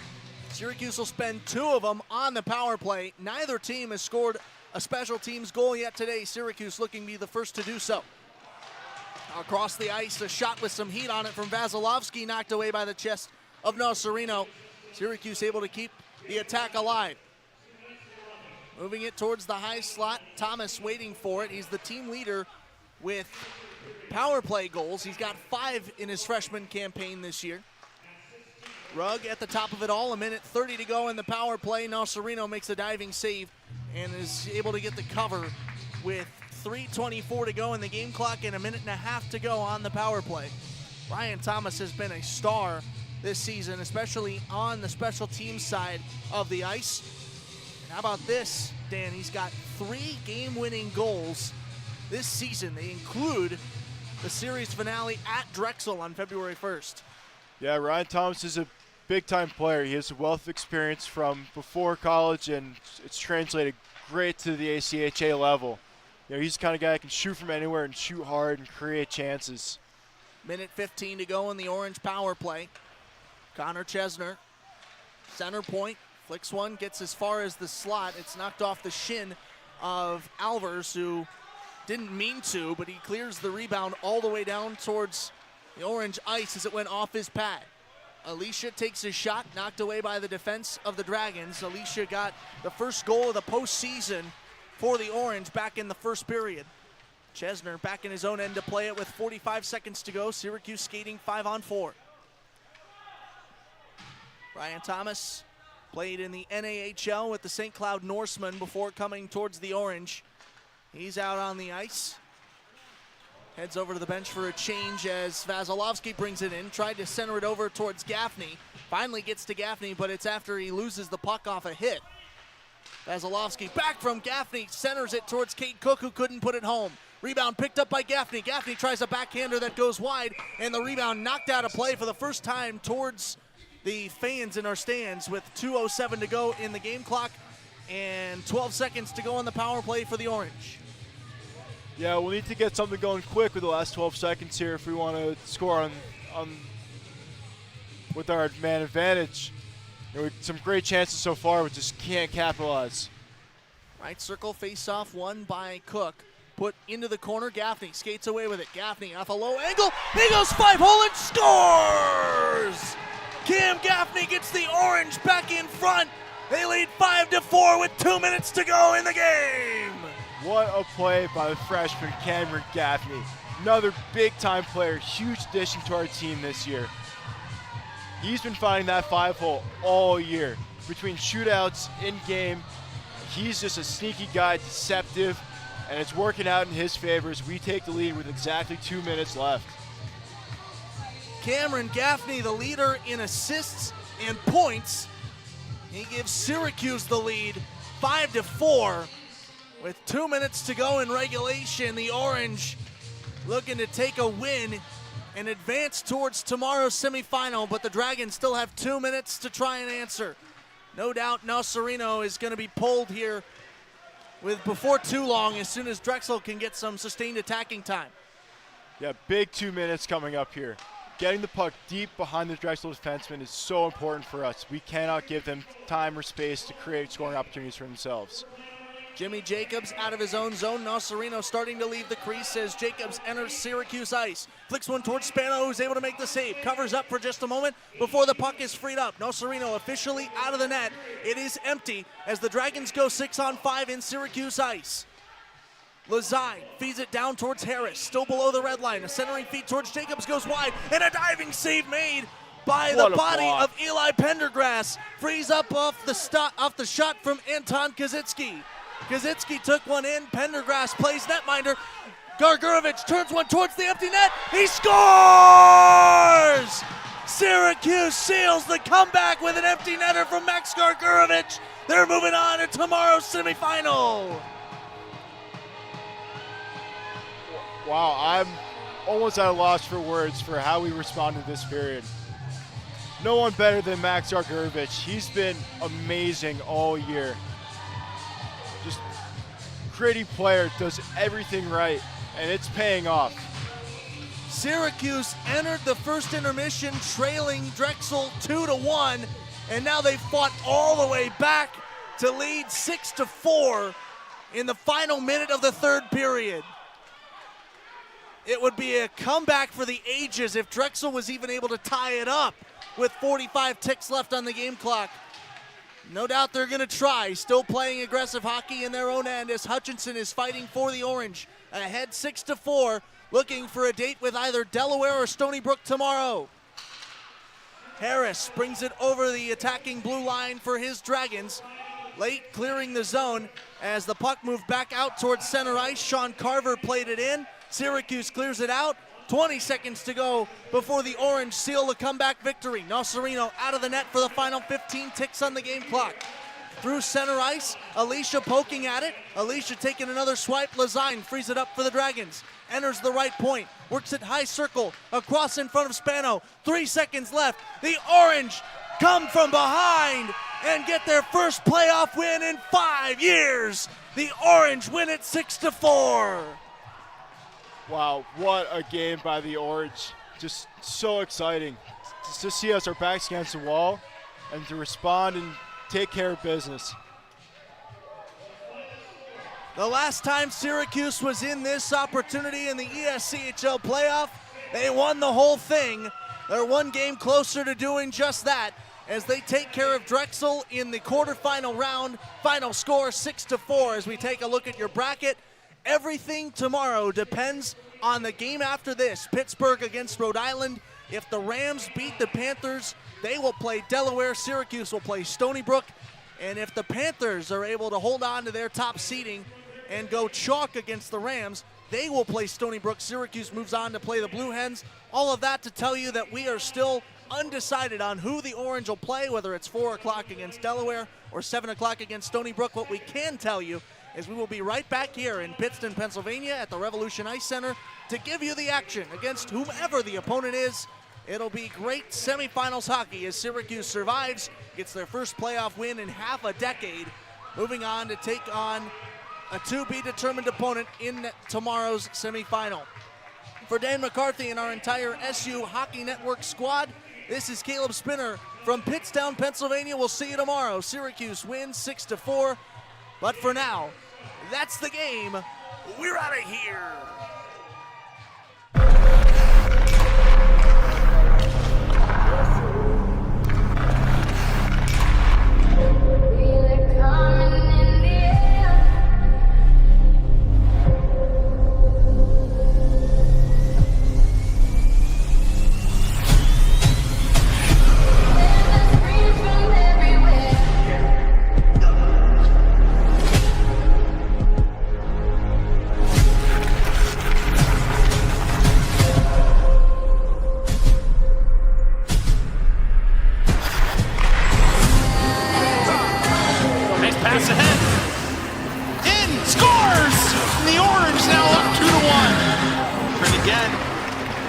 Across the shot, scores! There's the kids. What a pass and what a goal.